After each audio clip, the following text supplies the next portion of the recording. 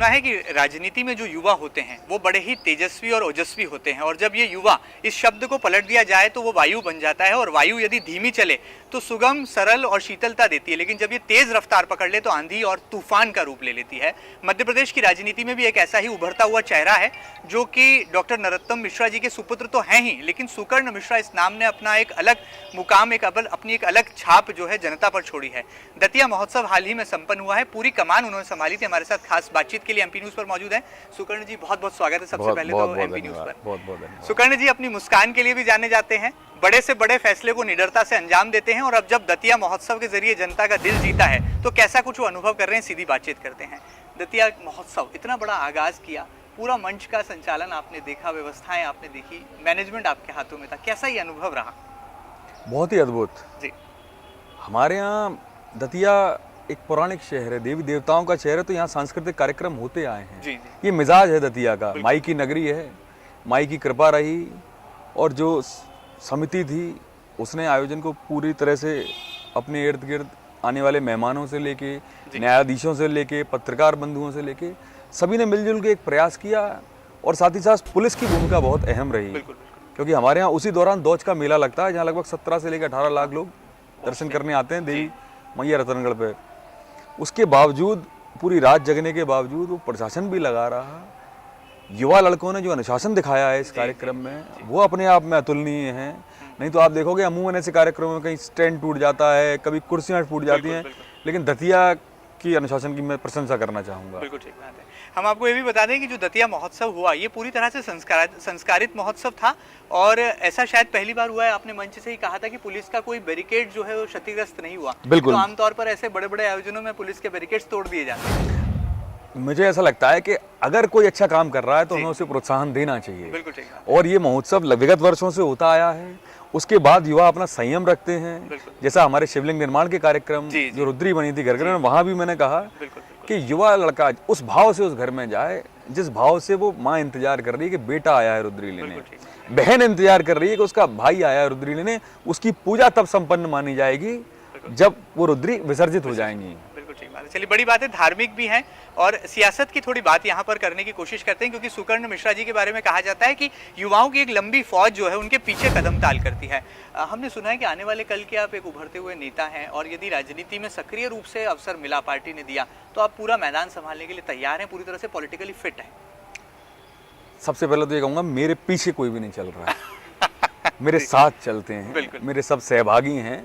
Bharatiya Janata party के कार्यकर्ता हैं और बहुत मेहनत करते हैं। भारतीय जनता पार्टी के कार्यकर्ताओं ने कोरोना में, आपने देखा होगा, घर घर जाके हमने राशन वितरण किया। हमने सुनिश्चित किया कि रेमडेसिविर, ऑक्सीजन सिलेंडर, बेड, माननीय नरोत्तम मिश्रा जी बंगाल से पिताजी खुद देखते थे कि कोई बीमार न रह जाए। तो मैं ये मानता हूँ, फिट या अनफिट ये फैसला जनता को और पार्टी को करना है। मैं उस गिलहरी की तरह हूँ, जब नल नील पुल बना रहे थे, बड़ी बात, तो मैं अपनी पीठ रगड़ के जो रेता डाल सकता था मैं उतना काम अपना सुनिश्चित कर लूं, ये मेरे लिए पर्याप्त है। बिल्कुल ठीक बात है। एक युवा होने के नाते क्या महसूस करते हैं जब आप जन सेवा करते हैं, लोगों की भलाई का काम करते हैं? हमने देखा कि कई ऐसे आपके विधानसभा क्षेत्र के लोग थे जो निर्धन थे, कोरोना काल में, लॉकडाउन में संघर्ष को मजबूर थे, 2 वक्त की रोटी का इंतजाम नहीं कर पा रहे थे, लेकिन आप उन तक पहुंचे, मास्क को पहने रहा आपने, और अपनी जान को एक तरह से जोखिम में डालकर आप जनता के बीच जाते थे, उन्हें अनाज, गेहूं, दाल, चावल ये सब मुहैया कराते। तो कैसा अनुभव करते हैं? क्या राजनीति ऐसा अवसर है जिसका सही मायनों में सेवा के रूप में जो है एक संकल्प को सिद्ध किया जा सकता है? आप एक उदाहरण के तौर पर समझिए, अगर मैं नौकरी कर रहा होता तो मेरी अपने बॉस के प्रति एक जिम्मेदारी होती कि मुझे सर्टेन अमाउंट में सर्टेन काम निपटाना है। मैं इसको भी उसी तरह लेता हूँ कि हमें प्रोफेशनली काम करना चाहिए। बड़ी बात। सुबह उठ के आपको जो जिम्मेदारी है, जो आपसे उम्मीद है कि आप जनता के बीच में जाओगे, जनता की सेवा करोगे, चाहे कोरोना काल हो या कोई सा काल हो। बाढ़ के काल में सुबह 7:30 बजे में ब्रिज पर पहुंच गया था, क्योंकि कैसे ना कैसे वो भी जो व्यक्ति पड़ा है आप ही के सहारे तो है। अगर भारतीय जनता पार्टी को उसने वोट दिया है तो उसने ये उम्मीद भी तो की है कि भारतीय जनता कार्यकर्ता उसके काम को सुनिश्चित करे और मुकाम तक पहुंचाए। तो यही प्रयास है। विगत 40 वर्षों से आप देख रहे हो, माननीय मंत्री जी सवेरे 5 बजे से रात के 11 बजे तक सुनिश्चित करते हैं कि जनता के काम होते रहें। मध्य प्रदेश के युवाओं को क्या कहना चाहेंगे आप? जो लोग भी राजनीति को बाहर से देखते हैं और इसके बारे में गलत बोलते हैं, ऐसा नहीं है। मैं आपसे आह्वान करूंगा चैनल के माध्यम से कि राजनीति में आएँ, जुड़ें। जब तक पढ़े लिखे युवा राजनीति में नहीं आएंगे तब तक हम इस देश को बेहतर गति से आगे नहीं ले जा पाएंगे। हमारे प्रधानमंत्री जी का जो सपना है वो हमें साकार करना है। सबका साथ, सबका विकास, सबका विश्वास। बहुत बड़ी बात है, सुकर्ण मिश्रा जी के नाम में ही इतनी गहराई है। और कहा यह भी जा सकता है कि उन्होंने सेवा को अपने जीवन का लक्ष्य माना है। शायद यही वजह है कि अपने पिता से जो राजनीतिक संस्कार और गुण मिले हैं, वो निडरता और जो निर्भीक भाव है वो साफ तौर पर परिलक्षित भी होता है आपकी बातों से।